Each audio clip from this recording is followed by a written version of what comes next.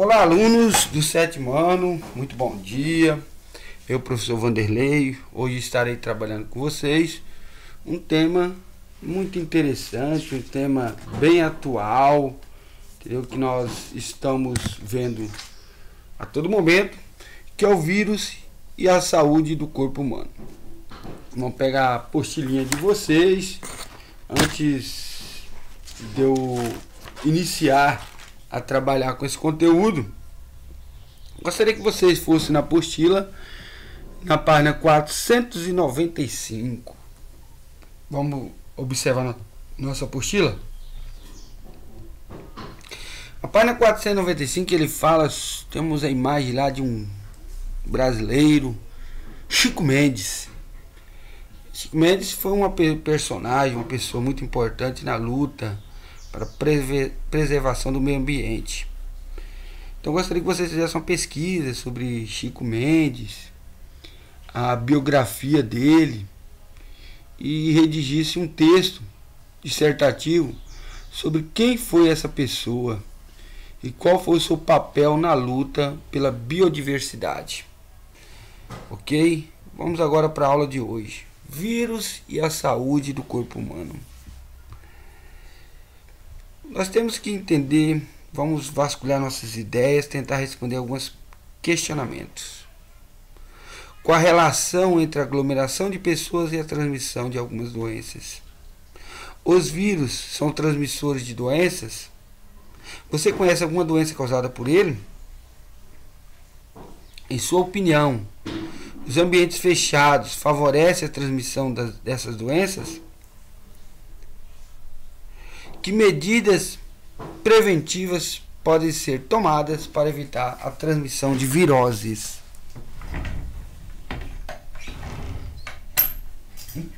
Então nós temos algumas questões aí para serem respondidas. Peço que vocês respondam essas questões no caderno. Aí nós vamos para um textinho entre o mundo dos seres vivos e dos não vivos. Há muitas décadas, os vírus são motivo de debate e até discórdia entre os biólogos. Há quem defenda que eles são seres vivos. Há quem diga o contrário, já que precisam de uma célula hospedeira para reproduzir-se. Por muito tempo, o conceito de vírus, de que os vírus não são seres vivos, foi unânime entre a comunidade científica. Mas pesquisas recentes têm colocado essa ideia em xeque. Em 2003, pesquisadores descobriram um tipo de vírus que foi confundido por quase 10 anos como bactéria. São chamados mimivírus, um tipo gigante de vírus que produz suas próprias proteínas, sem precisar de células hospedeiras. Nesse estudo, foi descoberto ainda que em algum momento da história evolutiva, os vírus compartilhavam material genético com as células, mas por alguma razão tornaram-se entidades diferentes. Primeira questão que nós vamos ver desse textinho aí, que eu vou falar para vocês, que é a discussão do vírus ser ou não ser vivo. Existem algumas características para ser considerado, para nós considerar um ser vivo. Metabolismo, crescimento, renovação celular, nutrição, respiração, sensibilidade, reação e movimento e reprodução. São características para a gente considerar um ser vivo. Ele tem que ter essas características. E o vírus, dessas características que eu citei, a única que ele tem é a reprodução. Ok? Agora, a pergunta é: qual a razão de acreditar que o vírus não são seres vivos? Principalmente, gente, por não conseguir se reproduzir fora de uma célula hospedeira. Ele não consegue realizar a reprodução fora de uma célula hospedeira. Segunda questão, em sua opinião, os vírus devem ser considerados ser vivos? Você aí vai colocar sua opinião, se sim ou não. e por que de preferência. E terceiro, você vai colocar as características dos seres vivos, que eu já falei antes. Metabolismo, crescimento, renovação celular, nutrição, respiração, sensibilidade, reação em movimento e reprodução. E na coluna de características dos vírus, deve-se colocar apenas reprodução. Vírus. Os vírus, diferentemente dos organismos dos 5 reinos estudados, os vírus são unicelulares, não são unicelulares e nem pluricelulares. Isso porque eles sequer são formados por células. Os vírus são tão pequenos que só podem ser observados por microscópio eletrônico. Por isso, são denominados seres ultramicroscópicos. De modo diverso dos seres vivos, que apresentam características típicas, como respiração e metabolismo, os vírus têm características tão específicas que não se enquadram em nenhum dos reinos dos seres vivos. Por isso, muitos cientistas não os consideram organismo vivo. O nome vírus provém do latim, que significa veneno. Todos os vírus conhecidos infectam diferentes organismos, incluindo plantas, animais e bactérias. Nos seres humanos causam doenças chamadas de viroses, como gripe, cachumba e sarampo. Os vírus são considerados parasitas intracelulares obrigatórios, porque, como não apresentam células nem organelas, portanto, não têm metabolismo. Depende da célula de outro ser vivo para se reproduzir.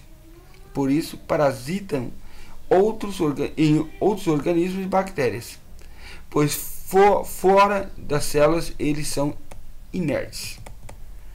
Gente, aqui tem alguns modelos de vírus, bactérias, o ovo de uma borboleta, ovo de galinha e galinha, para ver o tamanho, a diferença do tamanho de um vírus para os demais.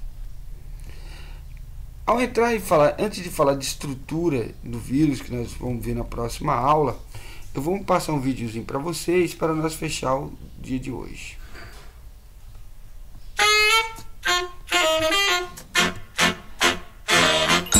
Vírus, vírus, vírus, só se fala nisso. Que medo! Realmente, Saturnina, vírus é uma praga mesmo.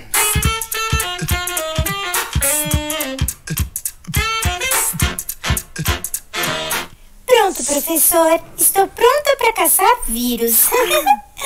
Não, Saturnina, vírus são muito pequenos. Impossível vermos sem um microscópio eletrônico. Imagina um grãozinho de areia bem pequenininho.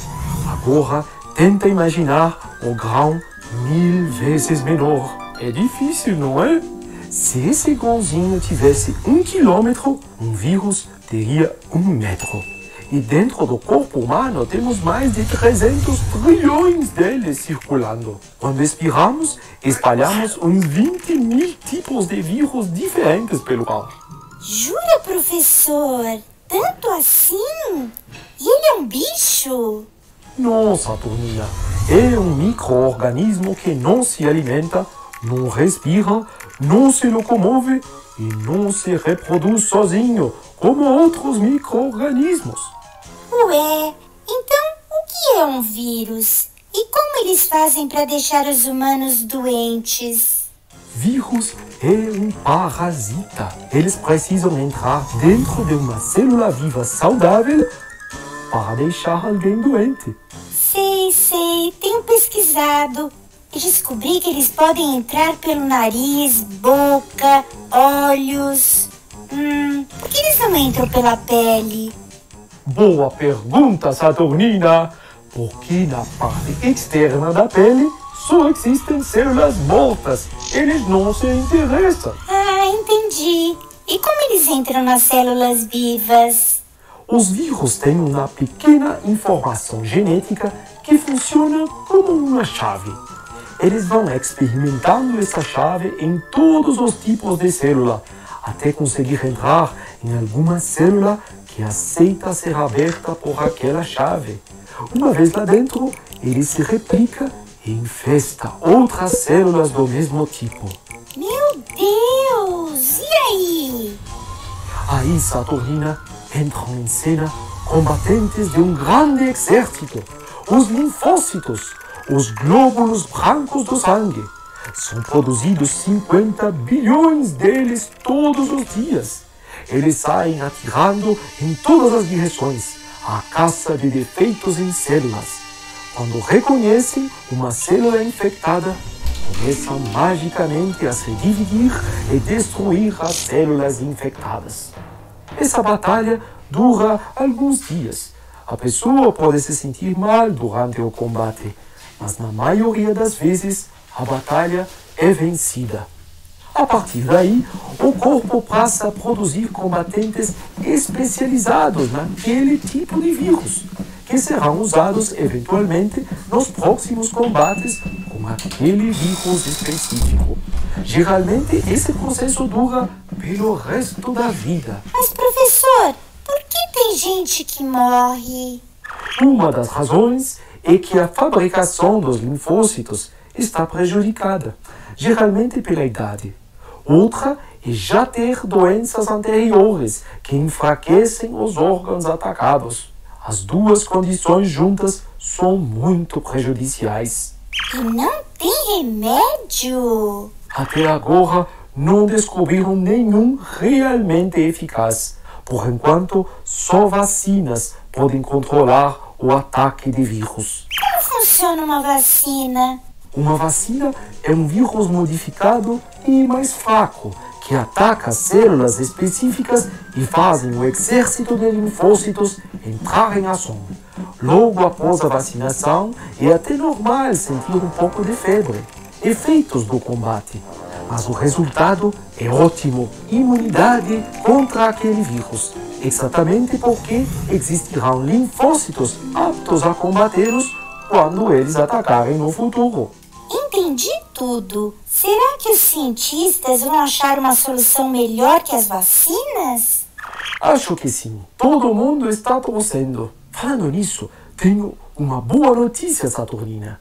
Cientistas estão usando o vírus como aliados. Um dos maiores projetos para a cura do câncer hoje em dia é injetar vírus geneticamente modificados para eliminar células cancerosas. Tomara, professor. Vou cruzar os dedos. Ops, esqueci que não tenho dedos. Mas eu tenho.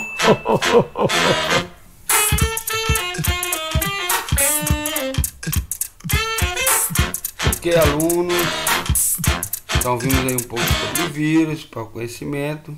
Quero dizer para vocês que estudem, entendeu? E até a próxima aula. Fique com Deus.